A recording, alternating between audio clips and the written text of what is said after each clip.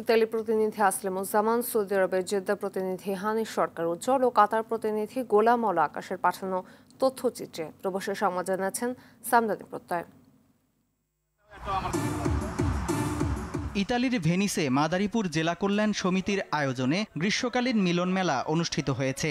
জামাল খানের সভাপতিত্বে লিটন মল্লিক ও সংগঠনের সদস্যদের সার্বিক তত্ত্বাবধানে অনুষ্ঠানে উপস্থিত ছিলেন শাহ আলম বয়াতি, সেলিম মিয়া, রফিক হাওলাদার, মনিরুজ্জামান বুলু, আলিম মাতুব্বর, সালাউদ্দিন খান, মনিরুজ্জামান সোহাগ সহ অনেকে। দিনব্যাপী আয়োজনে নাচ গান ও বিভিন্ন গ্রাম্য খেলায় মেতে ওঠেন প্রবাসী বাংলাদেশিরা। খেলায় অংশগ্রহণকারী বিজয়ীদের মাঝে পুরস্কার তুলে দেন সংগঠনের নেতৃবৃন্দ।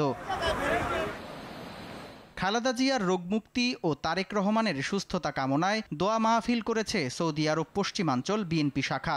আহমেদ আলী মুকিবের নেতৃত্বে অনুষ্ঠানে কবির আহমেদ ভুইয়া, আব্দুল মান্নান, টিপু সুলতান, আমিনুল ইসলাম, আলমগীর হোসেন সহ বিভিন্ন স্তরের নেতৃবৃন্দ উপস্থিত ছিলেন।